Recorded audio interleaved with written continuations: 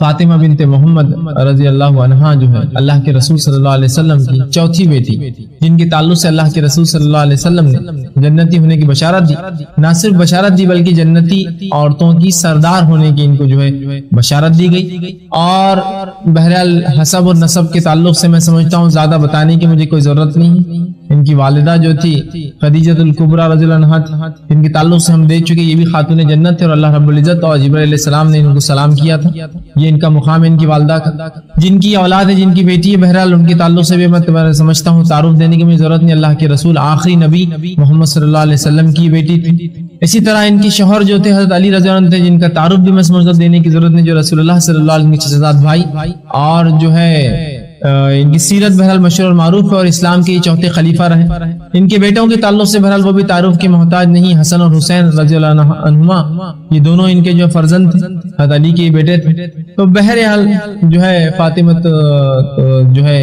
فاطمہ رضی اللہ عنہا کی زندگی جو ہے بہرحال یہ بھی مسلمان عورتوں کے لیے نمونہ ہے۔ ان کے تعلق سے انشاءاللہ چند باتیں میں آپ کے سامنے رکھنے کی کوشش کروں گا، اس لیے کہ مکمل طور سے کسی کی سیرت رکھنا ایک لیکچر ایک درس میں بہت مشکل ہوتا ہے۔ ہم سرسری طور سے باتیں رکھ رہے ہیں اور چیدہ مخصوص خاص واقعات لے رہے ہیں، تاکہ ان واقعات کو سن کر دیکھ کر ہمیں بھی جو عبرت حاصل ہو اور ہم بھی ان جیسی زندگیاں گزارنے کی بہرحال ہم کوشش کریں۔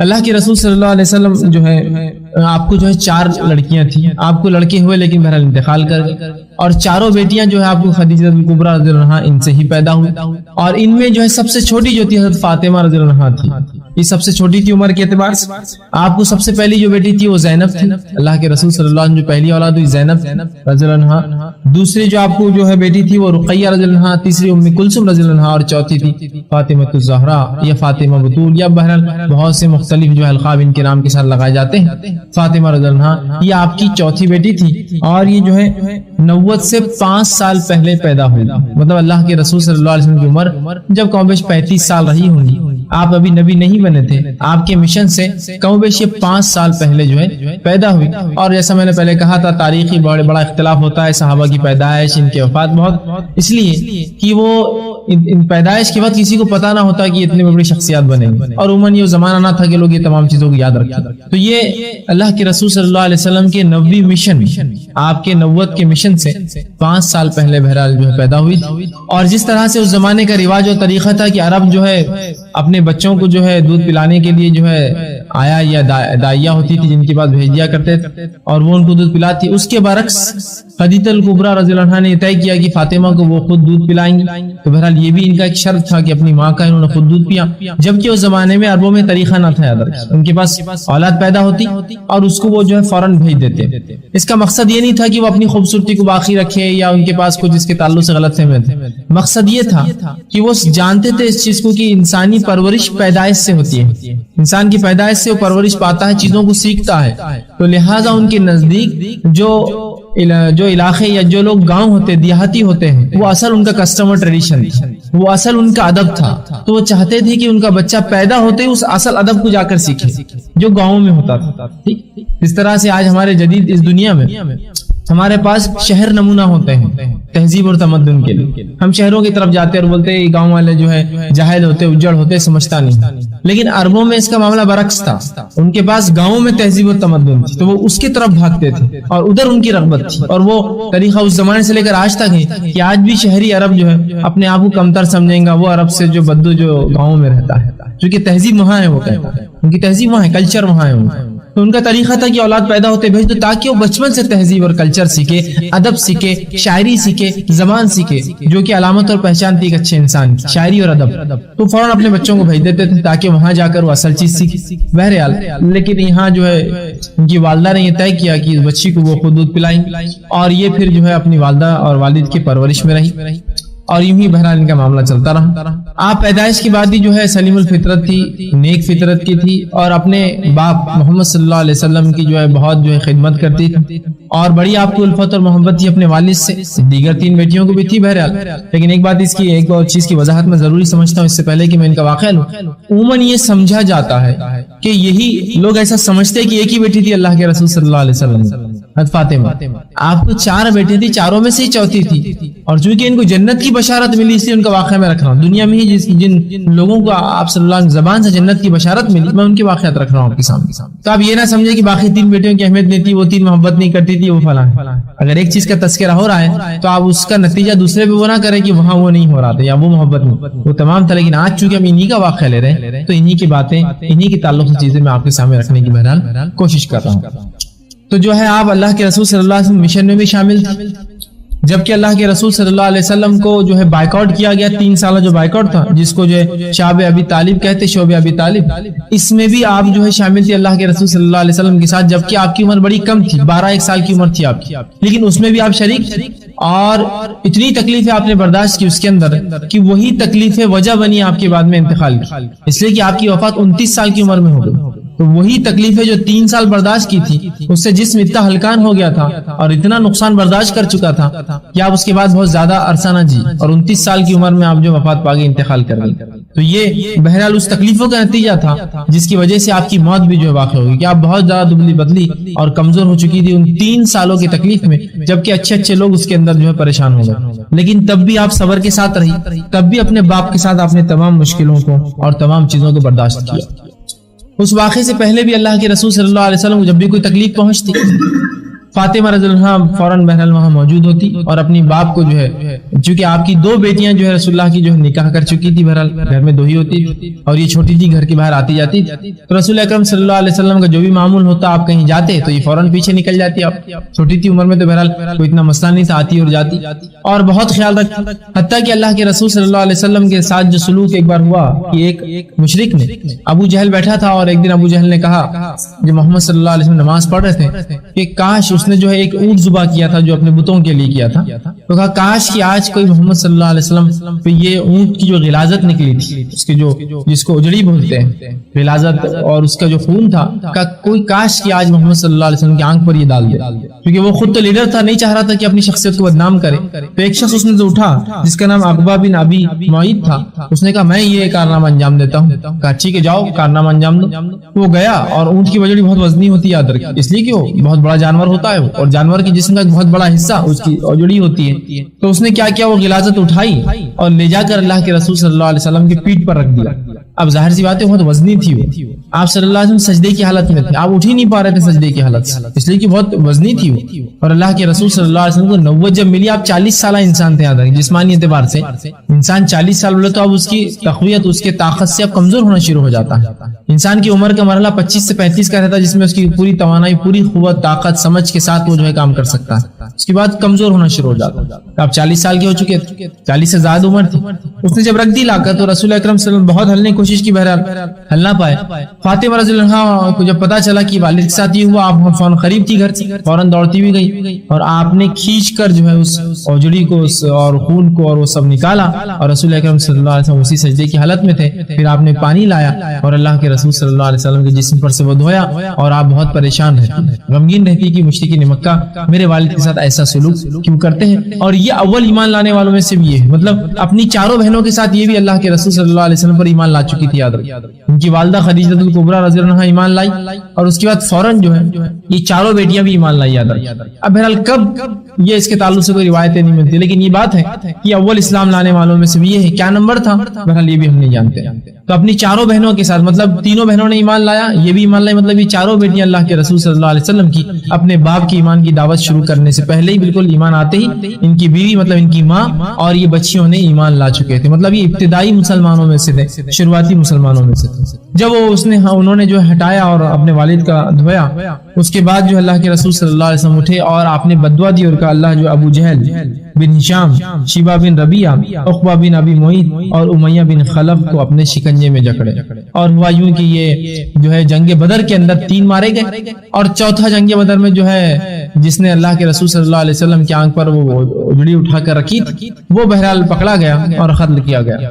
اس لیے کہ آپ صلی اللہ علیہ وسلم نے کہا کہ اسے قتل کرو, تو اس نے کہا اللہ کے رسول میں قریش سے ہوں, پھر بھی آپ کیا قتل کریں گے؟ تو کہا میرے بیٹوں کو کیا ہوا؟ کہا وہ بھی جہنم میں جائیں گے, اس لیے وہ بھی ایمان نہیں لائے. اور اس کے بعد جو ہے اللہ کے رسول نے کہا کہ اس نے بڑی مجھے جو ہے یہ اللہ کا دشمن بڑی تکلیفیں دی. اس نے ایک بار میں سجدے میں تھا تو آ کر اس زور سے گردن پر پیر رکھا اور مسئلہ کہ میری آنکھیں باہر آ گئی, مطلب تکلیف سے آنکھیں باہر نکل گئی. دوسری مرتبہ اس نے میرے سر پر لا کے وجڑی جو ہے اوپر رکھی تھی اور کہا اسے جو ہے قتل کرو. یہ اس لیے نہیں کہ رسول اللہ کو ذاتی اس نے تکلیف دی تھی اس لیے آپ نے قتل کرایا، اس لیے کہ اللہ کے نبی کو اس نے یہ تکلیف دی تھی اور ابھی جنگ میں بھی پکڑا گیا تھا. یاد رکھیں، نہیں تو آپ سمجھیں گے نفسیات مطلب اپنی نفس کو تکلیف پہنچی اس لیے رسول اللہ بدلا. آپ صلی اللہ علیہ وسلم اور کوئی نبی اپنی نفس کو تکلیف پہنچے پر بدلا نہیں لیتا ہے. لیکن چونکہ یہ اللہ کا دشمن تھا، نبی کو پہلی زندگی میں تکلیف دے چکا تھا، توبہ کے کوئی راستے نہیں تھے اس کے کھلے، اور یہ کوئی جو ہے نادم میں نہیں تھا. دوسرا رسول اللہ کو تکلیفیں پہنچا، تیسرا جنگ میں بھی لڑنے آیا تھا، اور جنگی قیدیوں کے ساتھ جو سلوک ہوتا ہے بہرحال ہم سب جانتے ہیں، جنگ بھی لڑنے آیا تھا بہرحال. اسی طرح جو ہے ان کے تعلق سے آتا ہے کہ ایک مرتبہ یوں ہوا کہ ابو جہل اور دیگر جو ہے قریش کے سرداران بیٹھے تھے اور پلاننگ کر رہے تھے کہ اب کیا کریں، اس مشن کو کیسے ہم روکیں. تو ابو جہل نے کہا طریقہ ایک یہ محمد صلی اللہ علیہ وسلم قتل کر دیتے. یہ بہرحال ارادے تو کہیں تھے ان کے پہلے سے، اصل سازش تو انہوں نے جو ہے ہجرت سے پہلے کی تھی، جو رسول اللہ کو بتا دیا گیا، آپ نے وہاں سے ہجرت کر لی. بہرحال جب فاطمہ رضی اللہ عنہا وہاں سے گزری، چھوٹی تھی آپ گزری، تو اس نے سن لیا، یہ خبر سن لی کہ یہ مارنے کا ارادہ رکھتے ہیں آپ صلی اللہ علیہ وسلم. فوراً گھر دوڑی آیا اور بہت رونے لگی اور اپنے والد سے کہا کہ اس طرح سے جو ہے وہ منصوبہ بناتے ہیں آپ کے خلاف، قتل کرنے کی سازش رچتے ہیں آپ کے خلاف. تو آپ صلی اللہ علیہ وسلم نے کہا بیٹی گھبراؤ مت، اللہ جو ہے میری حفاظت کرے گا، تم کیوں خامخواہ روتی ہو. اپنے باپ کے لیے ظاہر سی بات ہے کوئی بچی پریشان ہو، جبکہ پورا جو ہے آپ صلی اللہ علیہ وسلم جس زمین پر ہے پوری زمین آپ کے خلاف ہے، ہاسٹائل ہے، آپ سے لڑنا چاہتی ہے، آپ کے خلاف بات کرتی ہے. تو اللہ کے رسول نے کہا کوئی بات نہیں، اور آپ صلی اللہ علیہ وسلم وضو کیا، گھر سے باہر نکلے اور تھوڑی سی مٹی اٹھائی اور مشرکین کی طرف پھینک دی اور وہاں جا کر بآرام کھڑے رہے. آپ نے نماز بھی پڑھی اور مشرکین پہ ایسا روب طاری ہوا، ارادہ تو تھا کہ میں کچھ قتل کریں گے، یہ کریں گے، سوچ رہے تھے، ایسا روب طاری ہوا، رسول اللہ کا اتنا ڈر اور خوف طاری ہوا کہ فوراً نکل کر بھاگ گئے. اور رسول اللہ صلی اللہ علیہ وسلم کی خصوصیت تھی، آپ نے فرمایا دیگر لوگوں کے مقابلے انبیاء کی مجھے جو خصوصیت ملی وہ یہ ہے کہ میرا روب، میرا ڈر 1 مہینے کی مسافت تک لوگ دشمنوں کے دل میں ڈال دیا گیا. 1 مہینے کی جو مسافت اس زمانے ہوتی تھی، اس دور تک رسول اللہ صلی اللہ علیہ وسلم کی ذات سے اتنے دور تک لوگوں کو خوف ہوتا تھا، آپ کا روب ہوتا تھا آپ کا دل میں. تو بہرحال اتنا روب جمع کہ سب اٹھ کر بھاگ کھڑے ہوئے. اسی طرح ایک مرتبہ آپ جو ہے چونکہ ایمان لا چکی تھی، لوگ آپ سے چڑھتے تھے اور اتنی چھوٹی عمر میں آپ ایمان لائی. ابو جہل نے ایک بار دیکھا کہ فاطمہ رضی اللہ عنہا اکیلی جا رہی اور یہ ایمان لا چکی، اپنے باپ کے مشن میں مدد کرتی ہے اور باپ کو کوئی تکلیف آئے تو بدلہ لیتی ہے. جو ابو جہل نے کیا کیا، بہت زوردار تماچہ رسید کر دیا، بہت زوردار کھینچ کے تماچہ مار دیا، کہا کہ اس طرح کرتی، ایمان لاتی، اپنے باپ پر فنا کرتی. ان کو بڑا برا لگا. یہ اپنے والد کے پاس نہیں گئی، سیدھا ابو سفیان کے پاس گئی، کیونکہ ابو سفیان ان کا سردار تھا، قریش کا سردار تھا، ہیڈ وہی تھا پورے اس کا. اور ہم جانتے فتح مکہ تک پوری فنڈنگ، پورا تمام چیزیں، اخراجات، لڑنے جھگڑنے میں سب یہ آگے تھا پورا. اس نے جتنے بھی مسلمانوں کے خلاف اکسائے، بعد میں بہرحال ایمان لائے. تو یہ فوراً سفیان کے پاس گئے، ابو سفیان کے پاس کہا ابو سفیان یہ میرے کو جو ہے ابو جہل نے اس طرح سے کیا. ابو جہل بھی ایک بڑا سردار تھا لیکن اتنا بڑا نہیں تھا جتنا ابو سفیان تھے. تو جب جا کر انہوں نے یہ کمپلینٹ کی تو ابو سفیان کو بڑا برا لگا کہ ٹھیک ہے جو بھی غلطی ہے اس کے باپ کی غلطی، بچی سے کیوں بدلہ تم لے رہے ہو، ظاہر سی بات. اور یہ اخلاق کی بھی خلاف، کسی بھی زمانے کسی بھی علاقے کے اخلاق کے خلاف ہے کہ آپ بچوں کو کچھ کہے. وہ کسی کا باپ کتنا ہی برا ہو بچے کو نہیں بول سکتے اس کے بدلے. ابو سفیان کو غیرت آئی کہ بات تو صحیح ہے اس بچی کی. وہ اٹھا اور کہا چلو میرے ساتھ چلو. گئی آپ کے ساتھ اور ابو سفیان وہاں پہنچا جہاں ابو جہل اپنے سرداروں کے ساتھ بیٹھا تھا. ٹھیٹی ٹہاٹا اس کا چالو تھا کہ میں نے آج ایسا کیا، اس کو تماچہ رچیت کر دیا. تو جب ابو سفیان پہنچا تو ابو جہل کے پاس گیا اور کہا فاطمہ رضی اللہ عنہا کو اب اس کو تماچہ دو. اور فاطمہ رضی اللہ عنہا جو ہے خوف زدہ نہیں تھی بالکل، گئی اور وہ اتنے زور سے تماچہ دیا کہ جتنے زور سے پڑا تھا اتنے زور سے اس کو تماچہ دیا. ابو جہل کو بہت عجیب لگا اور بہت ذلیل بھی ہوا، اتنے بڑے سرداروں میں اس کو واپس تھپڑ ملا، اس کا بدلہ اس کو دیا گیا جبکہ اس نے تو اکیلے مارا تھا ان کو. بہرحال ابو سفیان نے لیکن بدلہ دیا اور کہا آئندہ ایسی حرکت نہیں کرنا بچوں کے ساتھ، اور چلا گیا. حضرت فاطمہ رضی اللہ عنہا پھر اپنے گھر گئی اور پھر والد سے کہا کہ آج ایسا ہوا، میں نے جو ابو سفیان کو جا کر کمپلین کی، اس کے ابو سفیان نے آ کر جو مجھے یہ کیا، اور میں نے ابو جہل کو خوب رچا، زوردار چماتا جو ہے تماچہ کا رسید کر کے آئی. اللہ کے رسول خوش ہوئے، کہا ٹھیک ہے اچھا کیا، اور ابو سفیان کے لیے دعا کی اللہ ابو سفیان کو ہدایت دے. اور شاید اسی دعا کا یہ نتیجہ تھا کہ ابو سفیان فتح مکہ کے وقت جو ہے پھر ایمان لائے. بہرحال تو یہ واقعہ بھی مطلب اسلام کے لیے بڑی تکلیفیں صحیح، اسلام کے لیے آپ نے بچپن سے ہی جو ہے مشرکین کی مار بھی کھائی، اندازہ لگایا. اب ظاہر سی بات ہے اور بھی کئی واقعے ہوئے ہوں گے، یہ چونکہ ایک سردار تھا اس لیے سیرت میں واقعہ آتا ہے، اور بھی کئی لوگوں نے اذیتیں دی ہوں گی. جب مارنے پہ کوئی آدمی اتر جائے تو تانے کتنے دی ہوں گے اندازہ لگایا جا سکتا ہے نا. چھوٹی بچی ہے جس کا باپ ایک مشن پہ ہے، جس کے مشن کے خلاف پوری دنیا ہے، ان بچوں کو کتنے تانے سننا پڑتے ہوں گے معاشرے اور ماحول کی. یہ ایک اندازہ لگایا جا سکتا ہے کہ آج کے سماج میں اگر کوئی انسان صحیح کتاب و سنت کے مطابق مطابق عمل کرے تو لوگ اس کو طعنے تشنیع دیتے ہیں. تو یہ تو پورے دنیا کے خلاف ہی بات کر رہے کھڑے ہو کر, ان کی بت پرستی کے خلاف بات کرتے ہیں, ان کے سماج کے پورے رسم و رواج کے خلاف بات کرتے ہیں کھڑے ہو کر. تو ظاہر سی بات ہے کتنے کچھ طعنے تشنیعات, چبکنے, بری باتیں, گندی باتیں, گالیاں, جسمانی اذیت, ذہنی اذیت, مالی تکلیفیں سب برداشت کرنی پڑی. تو بہرحال یہ بھی انہوں نے جو ہے ایک دم مضبوطی کے ساتھ جو ہے برداشت. اسی طرح جو ہے جب جو حمزہ رضی اللہ عنہ اور عمر ابن خطاب رضی اللہ عنہ جو ایمان لائے تو تب مشرکین بہت گھبرا گئے اور کہا یہ تو بہت خطرناک معاملہ ہوتا جا رہا ہے. دو بڑے بڑے لوگ ہم میں سے نکل گئے اور حمزہ رضی اللہ عنہ اور عمر ابن خطاب بس یہ 2-4 دن کے فاصلے سے ایمان لائے. ان کے ایمان لانے سے اسلام کو تقویت مل گئی اور کھل کر ہی نماز پڑھ سکے مسلمان پہلی مرتبہ. تو مشرکین کو بڑا خوف ہوا. ابو جہل نے ایک میٹنگ رکھی اور کہا اب کیا کرا جائے. تو نذر بن حارثہ ایک سردار تھا جو کہ اس سے پہلے بھی ایک چال مسلمانوں کے خلاف چل چکا تھا. نذر بن حارثہ کی سازش کیا تھی؟ نذر بن حارثہ نے کیا کیا تھا جب اللہ کے رسول دعوت و تبلیغ کر رہے تھے, اس نے کہا محمد صلی اللہ علیہ وسلم پچھلے قصے سناتے تو میں بھی کیا کرتا ہوں کچھ. اس نے فارس گیا اور فارس سے گانے والیوں کو لے کر آیا اور ناچتی تھی وہ عورتیں اور گاتی تھی اور گا گا کر فارسیوں کے قصے سناتی تھی, ان کے بادشاہوں کے بڑے بڑے قصے. اس کو لگا جس طرح قرآن پچھلے واقعات بیان کرتا ہے اور لوگ اس کی طرف دوڑے چلے جا رہے سن رہے ہیں, تو میں بھی کیا کرتا ہوں قصے سنانے والیوں کو لاتا ہوں. اور نذر بن حارثہ نے کچھ لوگوں کو لایا تھا جو گاتی تھی, قصے سناتی تھی, مطلب شو کرتے تھے. وہ ایک جگہ کھڑے ہو جاتے تھے اور گاتے بجاتے قصے سناتے تھے جس کی وجہ سے لوگ رغبت پاتے تھے. تو کہ نذر بن حارثہ نے اس زمانے کا جو میڈیا تھا اس کو استعمال کیا مسلمانوں کو اپنے عقیدے سے, اسلام سے اور لوگوں کو روکنے کے لیے, جس طرح سے آج ہی بہرحال نذر بن حارثہ کے نقش قدم پر لوگ میڈیا کا استعمال کرتے ہیں لوگوں کو اسلام سے دور رکھنے کے لیے. پھر اس کے بعد اللہ رب العزت نے سورہ لقمان کی آیت نمبر 6 نازل کی تھی کہ وہ لوگ جو ایسی باتیں لے کر آتے ہیں جن کی دلیل اللہ نے نہیں دی, جس کا علم ان کو بھی نہیں, ویسی باتیں تھی جس کی کسی کو علم نہیں تھا کیا ہے وہ کیا واقعات, ان کے لیے دردناک عذاب ہے. بہرحال تو نذر بن حارثہ موجود تھا, بڑا چالاک تھا, دنیا کا سفر کرتا تھا, گھومتا تھا, تاجر تھا. اس نے کہا ایک کام کرو, ابھی یہ سننے والے نہیں. سب سے زیادہ طریقہ یہ کہ اب جو ہے بنو ہاشم جو ہے سپورٹ کرتے ہیں, محمد صلی اللہ علیہ وسلم کی مدد کرتے ہیں, لہٰذا ان کا جنرل بائیکاٹ کر دیا جائے. اور طے یہ کیا گیا, اس نے کہا کہ اب ان کیا کریں گے, جو ہے ابو طالب جو ہے ان کے پاس ایک حویلی تھی, کہا اس حویلی میں ان تمام کو قید کر دیں گے. اسی لیے اس 3 سالہ واقعے کو شعب ابی طالب کہتے ہیں, شعب ابی طالب. تو کہا ان کو وہاں بند کر دیں گے اور جنرل بائیکاٹ, کوئی شادی نہیں کریں گے ان کی بچیوں سے, کوئی ان کو کوئی چیز کھانے پینے نہیں دیں گا, اور بھوک اور پیاس خود ان کو جو ہے مجبور کر دیں گے کہ یہ آ کر پھر ہمارے ساتھ مل جائے. سب کو لگا آئیڈیا بہت اچھا ہے, اس لیے کہ بنو ہاشم سے لڑ تو نہیں سکتے, اس لیے کہ ان کا بڑا مقام ہے دنیا کے اندر, عزت ہے ان کی قریش کے قبیلوں. تو کہا یہ کام تو کر سکتے ہیں, اور سب کو اندر ڈال دیا گیا, بند کر دیا گیا, جس کے اندر خدیجہ الکبریٰ رضی اللہ عنہا بھی تھی, آپ کی 2 بیٹیاں بھی تھی, اور ساتھ میں یہ چوتھی بیٹی فاطمہ رضی اللہ عنہا بھی اس زمانے میں آپ صلی اللہ علیہ وسلم کے ساتھ تھی. اور اس تکلیفوں کو مسلمانوں نے بالکل برداشت کیا.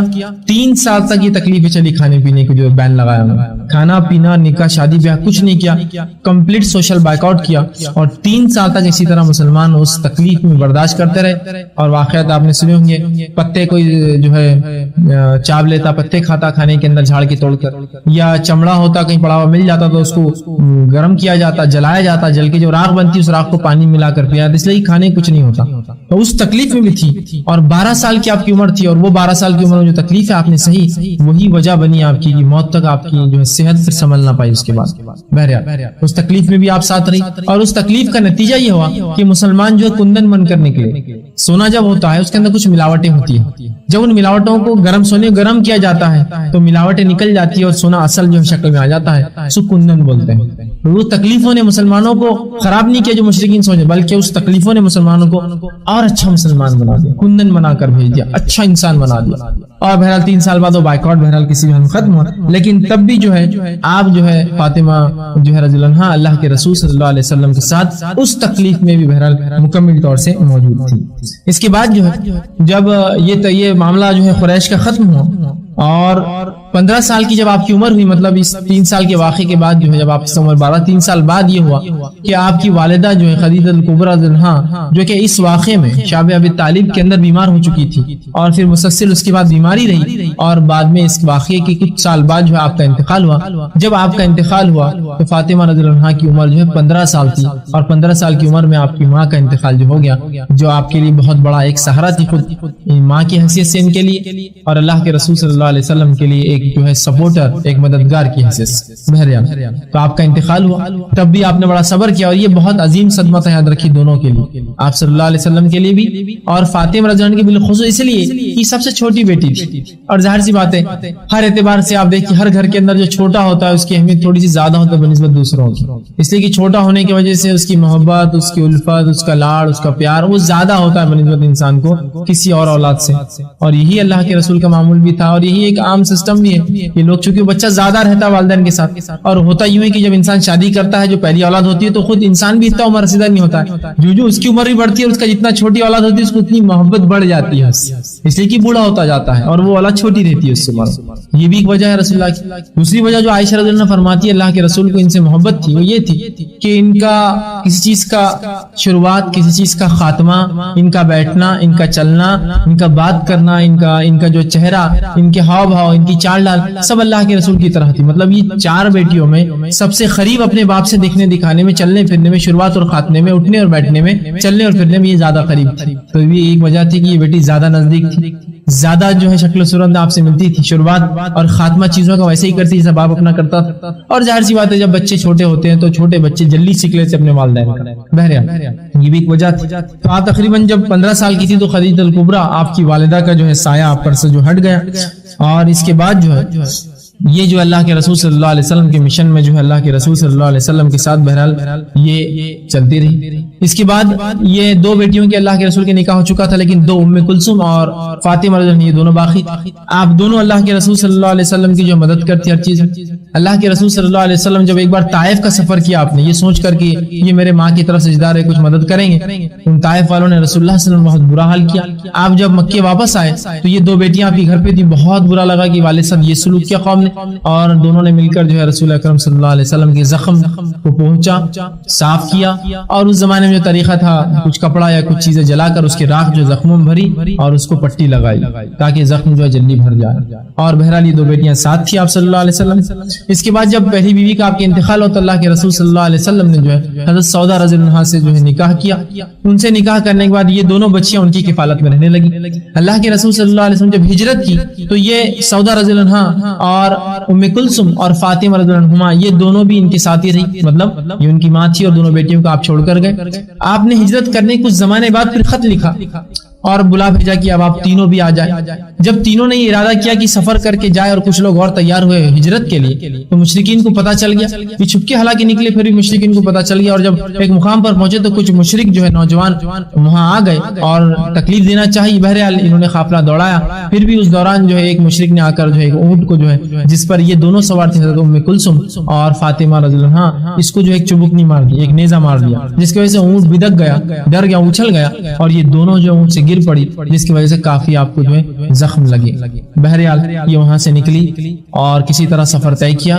آپ صلی اللہ علیہ وسلم نے خود نفس نفیس جو ہے ان کو استقبال کیا، انتظار کیا، اپنی بیٹیاں اور بیوی آ رہی تھی بہرحال، اور جب دیکھا کہ صحیح سلامت زندہ آ چکی تو رسول اللہ نے شکر ادا کیا اللہ کا، اس لیے کہ ہو سکتا مار بھی دیتے، اتنی مشکل بہرحال اللہ نے جان بچائی، کسی طرح سے وہ نکل کر آئی، آپ صلی اللہ علیہ وسلم نے استقبال کیا، اور یہ اللہ کے رسول صلی اللہ علیہ وسلم کے ساتھ دونوں ہی بیٹیاں جو ہے پھر رہنے لگی۔ اس کے بعد ہوا یوں کہ اللہ کے رسول صلی اللہ علیہ وسلم جو ہے 2 ہجری میں جو جنگ بدر ہوئی، جنگ بدر میں فاطمہ رضی اللہ عنہا بہت آگے تھی، آپ جو ہے پیچھے تھی، مطلب قافلے کی چلی، اور اس کے بعد جو عورتوں کا قافلہ ساتھ چلتا تھا جن کا کام یہ ہوتا تھا کہ پانی پلانا لوگوں کو میدان جنگ میں، کھانا بنانا ان لوگوں کے لیے، اور زخمی ہو جائے تو صحابہ کو اٹھا کر لانا اور ان کی مرہم پٹی کرنا۔ یاد رکھیے یہ کام مسلمان عورتیں پیچھے رہ کر کرتی تھی اس زمانے میں، اور وقت آئے تو یہ جنگیں بھی لڑتی تھی، یاد رکھیے، کیونکہ اگر دشمن گھس جائے پیچھے سے اور دشمن کو معلوم ہوتا عورتیں یہ جنگ کے ادب اور اخلاق کے خلاف تھا کہ عورتوں پر حملہ کرے کوئی، پھر بھی لیکن اب جب ہارنے پہ آیا معاملہ تو کچھ نہ کچھ تو انسان بدلہ لینے کرتا ہوتا ہے، عموماً کی دشمن جو جنگوں میں عورتوں میں بھی گھس جاتے، بہرحال یہ اس میں تھی، اور جنگ بدر میں انہوں نے خوب جو ہے مسلمانوں کی خدمت کی، جنگ احد میں بھی یہ آگے تھی اور یہی ان کا کام تھا۔ اس سے بہرحال ایک اور چیز پتہ چلتی ہے کہ عورتیں یہ میدان جنگ میں یہ بھی کام کر سکتی ہے، تو ظاہر سی بات ہے غیر محرم مرد بھی ہوں گے، ظاہر سی بات ہے میرا محرم ہی تھوڑی گرے گا جنگ کے میدان میں زخمی ہو، تو یہ غیر محرم صحابہ بھی ہوتے تھے، تو جنگ کے میدان میں عورتوں کا یہ کام تھا، یہ پردے کی حالت میں ہوتی اور ساتھ میں صحابہ کی مدد کرتی، پیچھے سے ہتھیار دینا، چیزیں اٹھا کر دینا، ہتھیار کا تیز کرنا، کھانا بنانا، جانوروں کو سنبھالنا، ان کی صحت کا خیال رکھنا، جنگ کے میدان میں پانی پلانا، جنگ ہونے کے بعد جا کر زخمیوں میں کوئی زندہ تو نہیں اس کو ڈھونڈ کر واپس اٹھا کر لانا، اور زخمیوں کی جو ہے تیمارداری کرنا، زخموں کو بھرنا، جو بہرحال یہ کام میں یہ لوگ بڑی جو ہے ماہر تھے۔ اور یہ تھا بھی کہ اللہ کے رسول صلی اللہ علیہ وسلم کے زمانے میں عورتیں تھیں جو بہت اچھی سرجن بھی ہوا کرتی تھی، بہت الگ مختلف قسم کی چیزیں اس زمانے میں ہوتی تھی، یاد رکھیں عرب کو اس معاملے میں پیچھے نہیں تھے، اس لیے کہ جنگیں بہت عام تھی تو زخم لگتے تھے، مار بہت لگتے تھے، اور عموماً مردوں کو وقت نہیں تھا، ان کو تو اپنی روزی روٹی کے لیے بھی کبھی جنگ کرنا پڑتی تھی، اپنے قافلوں کو بچانے کے امن و امان نہیں تھا، کوئی حکومت نہیں تھی، تو عورتیں اس معاملے میں بڑی مہارت رکھتی تھی، یاد رکھیں بڑی مہارت، اور اس حد تک کہ اس زمانے میں عموماً ہوتا تھا جنگوں کے اندر جو اعضاء سب سے آسانی سے ہوتے تھے انسان کے چہرے پہ وار ہوا اس کی ناک کٹ جایا کرتی تھی، ناک نکل جایا کرتی تھی، تو یہ بھی وہ اتنا کرتے تھے کہ ناک کو جو ہے نخلی ناک بٹھایا کرتے تھے۔ اور ابن ماجہ کی روایت ہے کہ آپ صلی اللہ علیہ وسلم کا ایک صحابی آیا اور کہا کہ اللہ ان کی ناک کٹ گئی تھی، وہ گئے اور ناک نخلی بٹھا کے آئے، اس زمانے میں چاندی کی ناکیں بنا کر لگائی جاتی تھی، انسان کیسا بدصورت لگے بغیر ناک کی، کٹ جاتی انسان زندہ وہ لگاتے تھے، مطلب اتنا ان کے اندر اتنی چیزیں تھی، اتنے حد تک ہنر تھا۔ تو انہوں نے کہا اللہ کے رسول یہ ناک جو چاندی کی لگائی اس میں بڑی بدبو ہوتی ہے، چاندی جو کہ کیا ہوتی تھی پانی وانی لگتا تھا تو بدبو آتی تھی سانس کے اندر، تو کہا کیا میں سونے کی ناک لگا لوں؟ تو رسول نے کہا ٹھیک ہے جاؤ سونے کی لگا لو، تم نے چاندی کی نکال کر سونے کی اٹیچ کر دی۔ بہرحال تو اتنے اس زمانے وہ آگے تھی، یہ سب چیزیں ان کو فن تھا، اور عورتیں یہ کام کرتی تھی تو یہ پیچھے رہتی تھی۔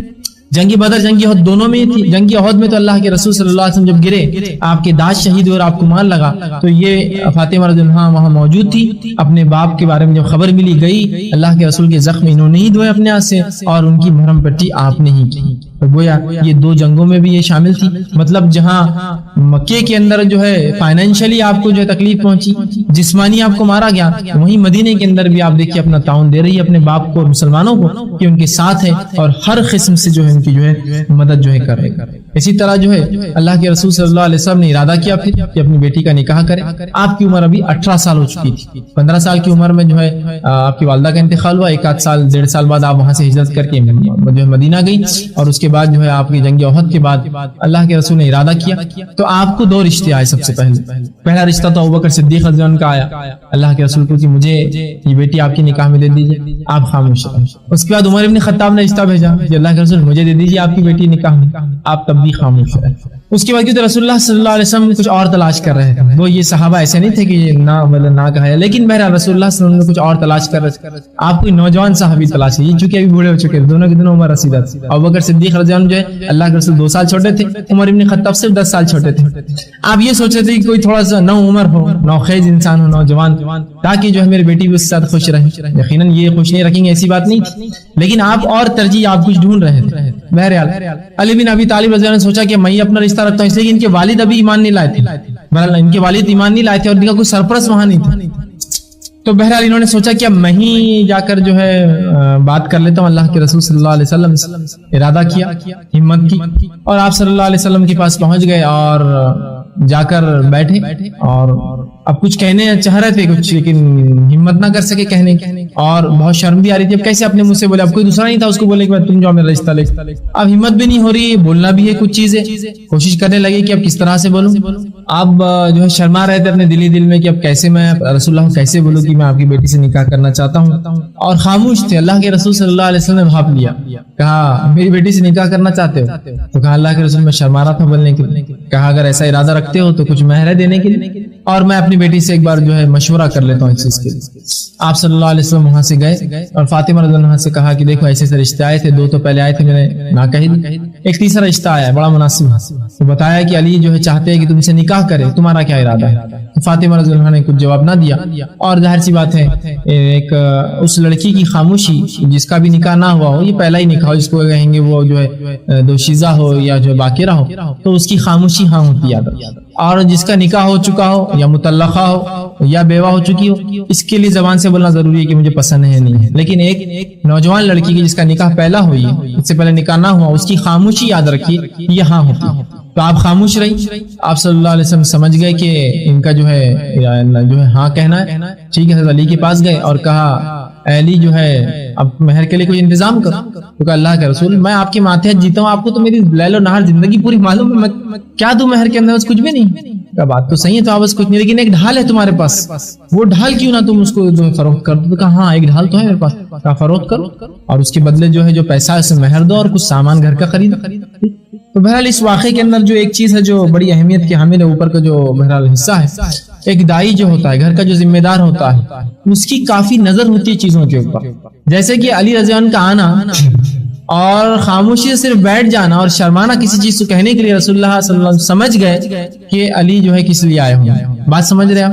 یہ بڑی اہم چیز ہے, یاد رکھیے. یہ میں اس لیے اس واقعے کو آپ کے سامنے خاص طور سے پوائنٹ آؤٹ کر رہا ہوں, بتانے کی کوشش کر رہا ہوں کہ دور جتنا جدید اور تیز جا رہا ہے, ہم دیکھ رہے ہیں کہ سرپرست ہمارے گھروں کے وہ اتنے ہی جو پیچھے جاتے جا رہے ہیں. دور جس طرح سے بے حیائی, بے شرمی اور برائی کی طرف جا رہا ہے, تو اس برائی سے بچنے کے لیے جتنا زیادہ جلدی کوشش کر رہے ہمارے جو ہے ذمہ دار, وہ اتنے ہی پیچھے ہٹتے جا رہے ہیں ان کوششوں کے اندر. جبکہ اس واقعے میں دیکھیے کہ نوجوان کا آنا آپ کے پاس اور آپ کا بھاپ لینا, اس کی نیت کیا رہی ہوں گی, اس سے پتہ چلتا ہے کہ آپ کتنے دور اندیش شخص تھے.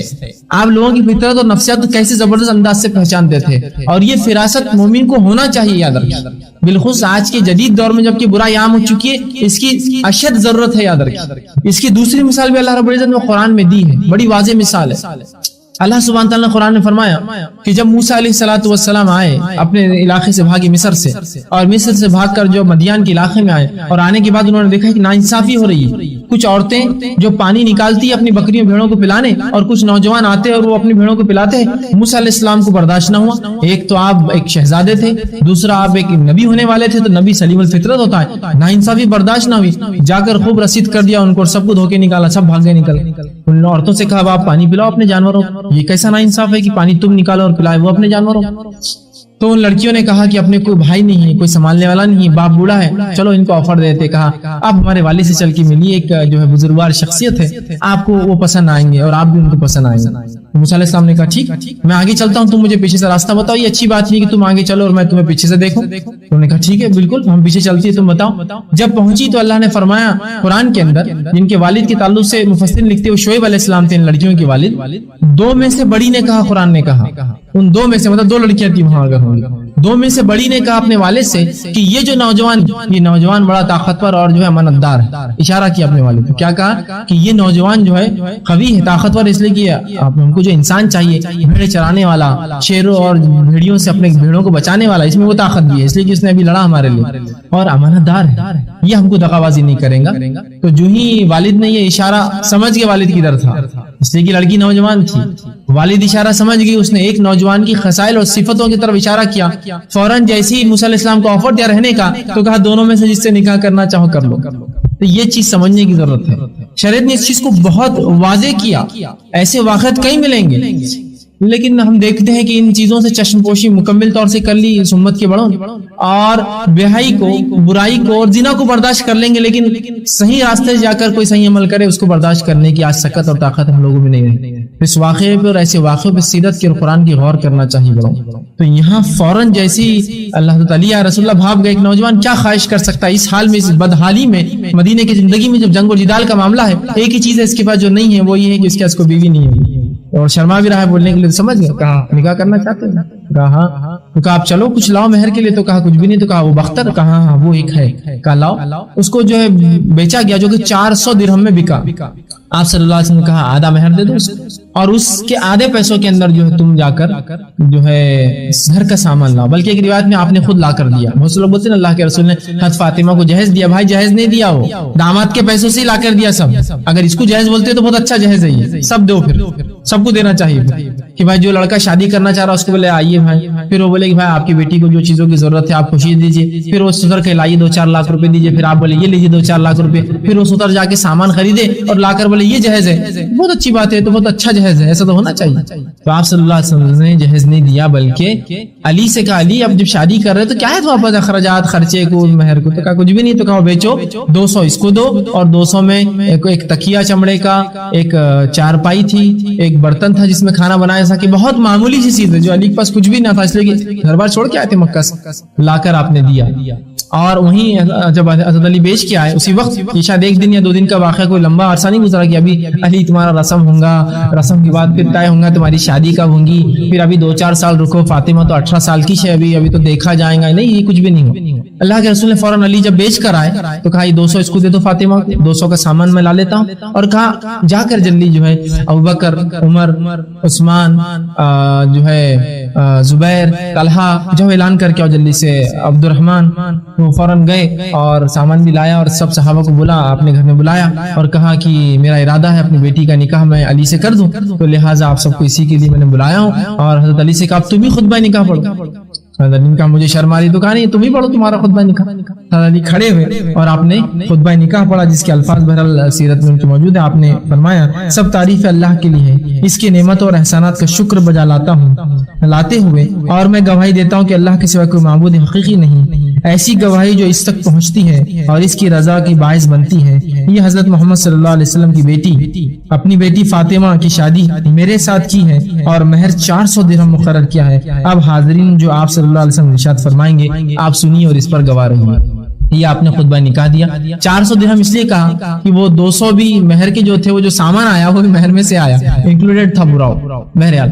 400 درہم ایسے ہوئے مکمل. تو آپ نے گواہ دیا. پھر اللہ کے رسول اٹھے اور کہا کہ میں اپنی بیٹی کا نکاح جو علی سے کرتا ہوں اور اس پر میں بھی خوش ہوں اور اللہ کی مرضی بھی بہرحال اسی میں ہے, اور ان کا نکاح ان سے طے پایا اور اپنی بیٹی کو آپ نے رخصت کر دیا. کتنی سادہ نکاح تھا. تو آپ کا نکاح ایسی ہی ہوا.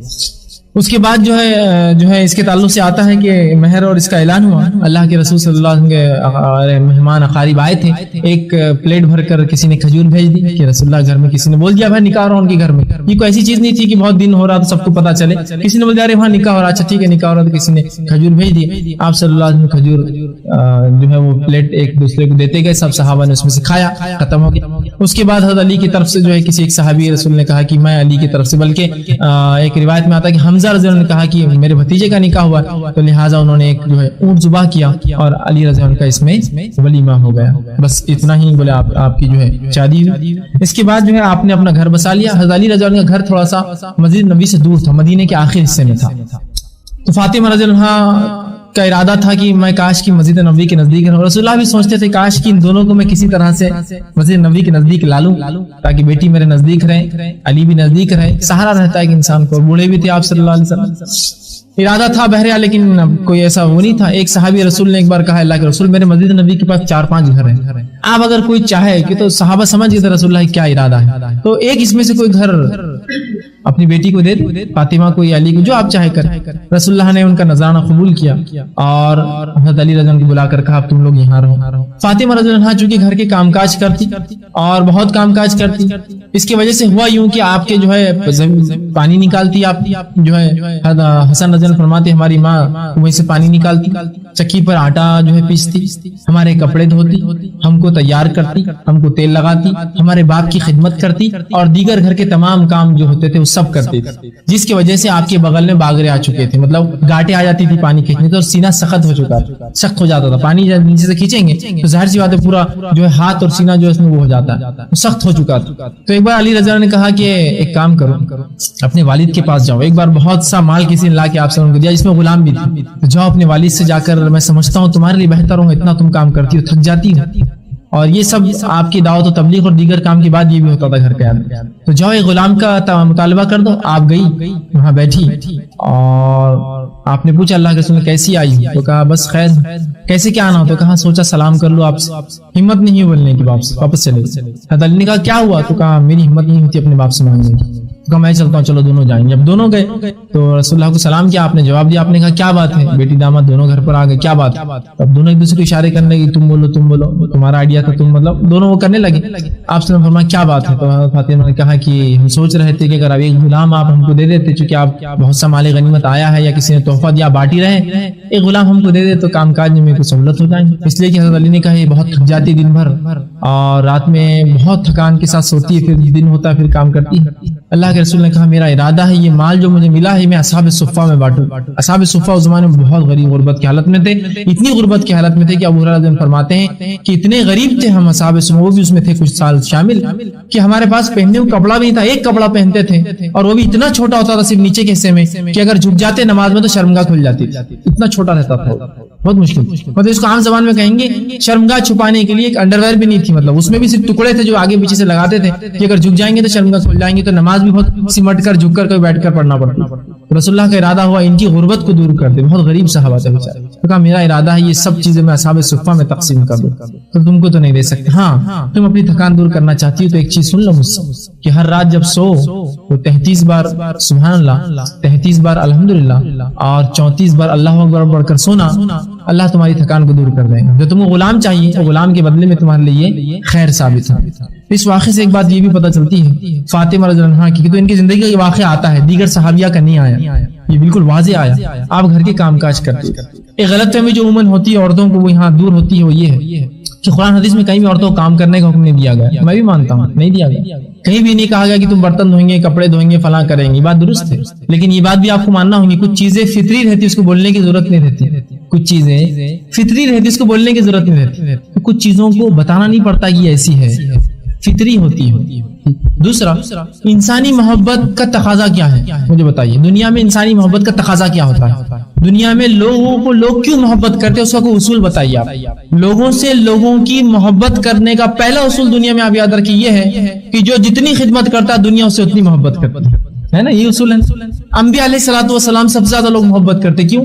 ان کی خدمت انسانیت کو سب سے عظیم ہوتی ہے, ان کی قربانیاں انسان سب سے عظیم ہوتی ہے. اس کے بعد جو ایجادات انکشافات اور یہ کرتے ہیں, کیوں ان سے محبت کرتی ہے لوگ؟ اس لیے کہ ان کی خدمت دنیا کو اتنی عظیم ہوتی ہے, ان سے فائدے اور نفع دنیا اتنے زیادہ اٹھاتی ہے. عام دنیا کے عام معاملات میں آپ سب سے زیادہ کس سے محبت کرتے ہیں؟ اس آدمی جو سب سے زیادہ آپ کا کام کرتا ہے, اس لیے کہ فطری تقاضا ہے کام کرنے والے سے محبت, تو لہٰذا انسان محبت اس سے کرتا ہے جو کام کرتا ہے. تو محبت حاصل کرنے کا پہلا ذریعہ وہ کام ہے, محنت کیجیے آپ دوسروں کے لیے. اسی لیے ایک عرب کی خاتون نے ایک بڑا اچھا قول کہا تھا اپنی بیٹی کو, جب اس نے نکاح میں دیا, یہ دور جہالت کی بات ہے, کہ میری بیٹی جب تمہارا نکاح ہوگا تو تم اس گھر جا کر غلام بن جانا, دیکھنا تیرا شوہر تیرا غلام بن جائے گا.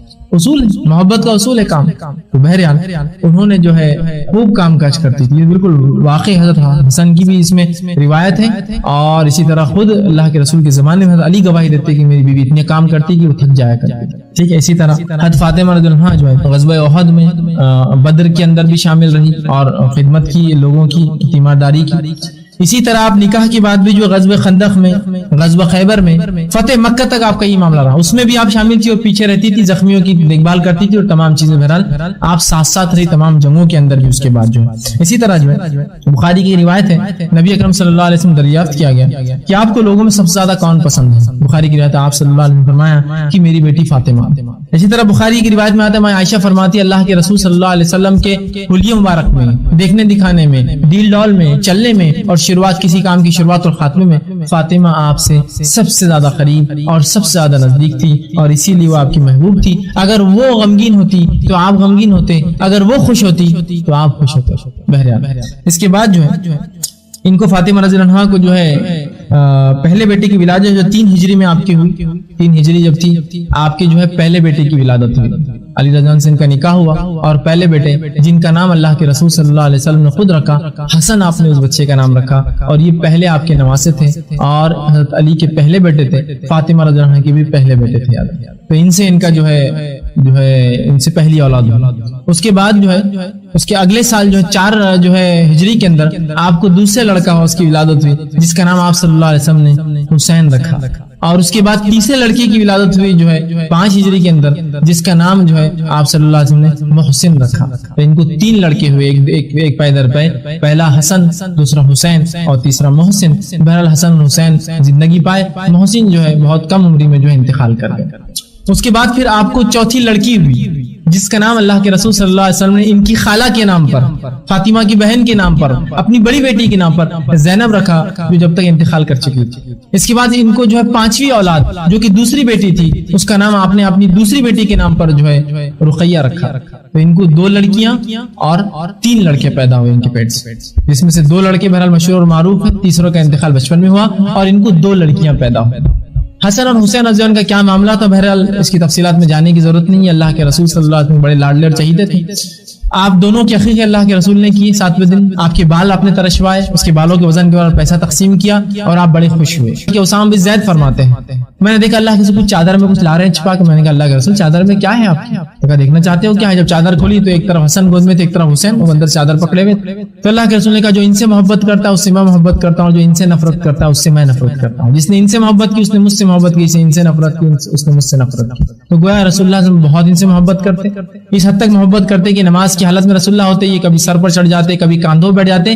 کبھی ایک بار فرض نماز میں رسول اللہ ہوتے اور چونکہ گھر نزدیک تھا مسجد نبی کے، دونوں بچے مسجد میں آ جاتے، رسول اللہ کو سجدے میں سے اٹھنے نہ اتنی دیر تک کہ ایک مرتبہ ایک صحابی کہتے ہم کو لگا رسول اللہ کا انتقال تو نہیں کر سجدے کی حالت میں، اور میں نے اٹھا کر سر دیکھا تو رسول اللہ صلی اللہ علیہ وسلم زندہ ہے اور یہ دونوں سب بیٹھے ہوئے کاندھے پر اٹھنے دے رہے اللہ کے رسول. اور ایک چڑھ کر بیٹھتا پھر دوسرا اترتا اور دوسرا چڑھ کر بیٹھتا اور پہلا اترتا. پھر اللہ کے رسول کو بعد میں آیا نماز کے بعد اس صحابی نے اور دونوں کو تھوڑا سا وہ کیا اور کہا ایسا کرتے نانا کے ساتھ نماز میں آ کر اس طرح کرتے. تو اللہ کے رسول نے کہا ان کو ایسا مت کہو، ان کو برا بلا مت کہو، کیونکہ جس نے ان سے محبت کی اس نے مجھ سے محبت کی. تو صحابی رسول بہرحال پھر خاموش ہو کر اللہ کے رسول پھر کہا کہ میں سجدے سے اٹھنا چاہ رہا تھا، اٹھنا ہی چاہ رہا تھا میں تو بہرحال، لیکن میں نے سوچا جو ہے میرا بچہ بھی تھوڑا سواری کر لے اپنی، اس لیے میں تھوڑی دیر رکا رہا. مطلب سواری مطلب جیسا بچے ہوتے چھوٹے بھائی، اونٹ ہے گھوڑا ہے کچھ بول کے بڑے آتے کسی کی پیٹھ پر. رسول نے کہا میرا بھی دل چاہا کہ تھوڑی سواری کر لے نانا کی پیٹھ کی، پھر میں اٹھ جاؤں گا. اور بہرحال وہ ایک اترتا اور دوسرا بڑھ جاتا، دوسرا اترتا اور پہلا بڑھ جاتا. بہرحال اس سے تاخیر ہوگی سجدے میں، اتنی تاخیر کی لگا کہ رسول اللہ کا انتقال ہوگا، صحابہ سمجھے کی موت ہوگی، حتیٰ کہ کچھ صحابہ نے اٹھ کر دیکھ بھی لیا سجدے میں سے کیا معاملہ ہے کیا ماجرا ہے. بہرحال تو رسول اللہ صلی اللہ علیہ وسلم ان دونوں سے بڑی محبت کرتے. ٹھیک اسی طرح جو ہے اللہ کے رسول صلی اللہ علیہ وسلم کے بعد جو ہے ان کی جو دو بیٹیاں تھیں، بیٹے تو بہرحال یہ دو تھے، اور اس کے بعد جو دو بیٹیاں تھیں جس میں سے ایک بیٹی جو تھی جو پہلی والی بیٹی تھی جو زینب تھی، زینب بنت علی، ان کا نکاح جو ہے انہوں نے جو ہے عبداللہ بن جعفر سے کیا جو کہ ان کے چچے جو ہے سگے بھائی تھے، جعفر بن ابی طالب، حضرت علی کے بڑے بھائی جو جعفر تھے ان کے بیٹے عبداللہ تھے، ان سے انہوں نے اس کا نکاح کیا. اور دوسرے جو بیٹی تھی ان کی جس کا نام ام جو ہے کلثوم تھا، اس کا جو ہے شادی انہوں نے جو عمر ابن خطاب رضی اللہ عنہ سے کی تھی. عمر ابن خطاب جب خلیفہ تھے اس وقت آپ نے پیغام بھیجا تھا علی کی بیٹی کو اور انہوں نے نکاح میں دے دیا. اس واقعے سے بہرحال ایک چیز جو سمجھ میں آتی ہو یہ ہے کہ صحابہ کے نکاح کرنے کا معاملہ اور ان کی اولادوں کی پیدائش کا معاملہ یاد رکھیے پوری تمام زندگی چلتا رہا. عمر رضی اللہ عنہ کی عمر کیا رہی ہوں گی جب یہ خلیفہ تھے؟ کم بیشی 53 سال کی یا 54 سال کی عمر میں خلیفہ بنے، 63 سال کی عمر میں انتقال کر کے 10 سال ان کی خلافت چلی. اس میں انہوں نے نکاح کیا کس کی بیٹی سے؟ حضرت علی کی. یہ عمر میں کتنی چھوٹی رہی ہوئی اندازہ لگا. تو یہاں یہ معاملہ تھا، اصل دینداری تقوی یہ بنیاد تھی. تو حضرت علی رضی اللہ عنہ نے خوشی جب عمر ابن خطاب نے رشتہ بھیجا اپنی بیٹی کا نکاح جو ہے ان سے کر دیا. عمر ابن خطاب رضی اللہ عنہ، عمر ابن خطاب نے جب نکاح کیا آئے اور کہا مہاجر اور انصار کو بلایا جائے. مہاجر انصار لوگ جمع ہوئے، کہا آج مجھے مبارکباد دو تم لوگ. تو کہا کس چیز کی مبارکباد میرے لوگ؟ کہا آج میرا بھی رشتہ اور ناتا جو ہے آل محمد سے سیدھا جڑ گیا جا کر. اس لیے کہ عمر ابن خطاب رضی اللہ عنہ رشتے میں رسول اللہ کے رشتے میں تھے لیکن اوپری نسل سے تھے، 5ویں 6ٹھی نسل میں آپ کا خاندان ملتا تھا. کہا آج میں سیدھے کنیکٹ ہو گیا اللہ کے رسول کی نسبت سے جا کر، اس لیے کہ اللہ کے رسول کی نواسی میرے نکاح میں آ گئی. تو ظاہر سی بات ہے آپ جو ہے اللہ کے رسول کے سسر بھی رہے آپ کی حیات میں، اور رسول اللہ کے انتقال کے بعد جو ہے آپ صلی اللہ علیہ وسلم کی نواسی سے نکاح کر لیا. اندازہ تو کہا آج میں سیدھے آل محمد سے جا کر جڑ گیا. تو صحابہ کو بڑی خوشی ہوئی اور مہاجر انصار دونوں نے مبارکباد دی کہ یہ تو شرف کی بات ہے کسی کا رشتہ جو ہے آل محمد سے سیدھا جا کر جڑا. تو کہا اسی طرح جو ہے حضرت فاطمہ رضی اللہ عنہا جو ہے ان کے بڑے فضائل اور ان کی خصائلات ہیں. ان کی فضیلت میں سے فضائل میں سے ایک آتے ہیں کہ اللہ کے رسول نے بشارت دی جنتی ہونے کی اور جنتی عورتوں کی جو ہے سردار ہوں گی. فاطمہ رضی اللہ عنہا جنتی عورتوں کی سردار ہوں گی. اسی طرح آپ نے فرمایا ابوبکر صدیق جنتی مردوں کے اور حسن اور حسین جنت کے نوجوانوں کی. اب حسن بولتے ہیں یار یہ سمجھ میں نہیں آ رہا، ابوبکر صدیق تو خود مردوں کے سردار ہو گئے تو حسن اور حسین کیسے ہوں گے پھر؟ ہے نا، یاد رکھیے حدیث کے الفاظ ہیں ابوبکر صدیق جنتی مردوں کے اور حسن اور حسین جنت کے نوجوانوں کے. اس کا مطلب یہ جو بوڑھا ہو کر مریں گا ان کا سردار ابوبکر صدیق رضی اللہ عنہ ہوں گے، اور جو جوانی میں نوجوان مر جائیں گے مسلمان ان کے سردار حسن اور حسین ہوں گے. मतलब स्टूडेंट विंग या जिसको बोलेंगे यूथ विंग के लीडर वो होंगे, और ये जो रहेंगे वो समझ रहे आप जो कहा नौजवानों के और आदमियों के, तो जो बूढ़ा होकर इंतकाल करेगा तो अबू बकर सिद्दीक उसके लीडर होंगे, और जो जवानी में नौजवान मर जाएंगे मुसलमान उनके लीडर हसन और हुसैन होंगे, ये माने में। तो उसी तरह इनके ताल्लुक से भी कहा कि तुम औरतों की नौजवान जो है फातिमा ज़हरा ये जो है औरतों की जो है लीडर होंगे, इसलिए कि दूसरों के ताल्लुक से भी ऐसी खुशखबरी आती है। तो ये वो औरतें जो जवानी में इंतकाल कर जाएंगी, उन औरतों की सरदार फातिमा जो है रज़ियल्लाहु अन्हा जो है जन्नत के अंदर होंगी। तो ये इनके बहरहाल फज़ाइल है। इसी तरह जो है अल्लाह के रसूल सल्लल्लाहु अलैहि वसल्लम पे जब सूरे नस्र नाजिल हुई, इज़ा जा नस्रुल्लाहि वल फतह, आपको ऐलान बता दिया गया कि आपके इंतकाल के वक्त करीब है, तो आप सल्लल्लाहु अलैहि वसल्लम अपनी बेटी को बुलाया और कहा, बेटी मेरे इंतकाल का वक्त जो है बहुत करीब है। वो बहुत रोने लगे, बहुत मोहब्बत करती अपने वालिद से, बहुत रोने लगे। उसके बाद फौरन बुलाया, कान में कुछ कहा तो बहुत हंसने लगी। लोगों ने कहा क्या बात है, जब अल्लाह के रसूल ने आपसे कुछ कहा पहले कान में तो आप रोने लगी, फिर आपसे कुछ कान में कहा हंसने लगी। तो कहा पहले जब मैंने अल्लाह के रसूल को अपना कान दिया तो आपने कहा कि मैं बहुत जल्दी इंतकाल करने वाला हूँ, इसलिए कि सूरह नस्र नाजिल होगी, तो मुझे बड़ा गम हुआ अपने बाप के मरने का। लेकिन फिर रसूलुल्लाह ने दूसरी बार मुझसे कहा सबसे पहले मुझसे तुम मिलोगी, मतलब मेरे मरने के बाद सबसे पहले मेरे खानदान से तुम मरोगी और मुझसे मिलोगी तो मुझे सबसे ज्यादा खुशी होगी। तो फिर मैं हंसने लगी। और फिर अल्लाह के रसूल सल्लल्लाहु अलैहि वसल्लम का इंतकाल हुआ रबीउल अव्वल में, और उसके 6 माह बाद ही जो है फातिमा जो है रज़ियल्लाहु अन्हा का भी जो है इंतकाल हुआ, और आप जो अल्लाह के रसूल के वफात के 6 महीने बाद जो है इंतकाल कर गई। इंतकाल जब आपका हुआ तो आपकी उम्र 29 साल थी, 29 ईयर्स, 29 साल थी। आपको 5 औलादें हुई, 3 लड़के 2 लड़कियां, एक औलाद बचपन में इंतकाल कर गई, 2 लड़के बड़े हुए। बहरहाल क्या हालात है, बहरहाल आखिरत हालात आप जानते हैं। दोनों बच्चियां आपको थी, और हज़रत अली रज़ियल्लाहु अन्हु को कई बीवियां भी थी, याद रखिए अकेली बीवी नहीं थी, और वो सब भी जो है अहले बैत में शामिल होती है।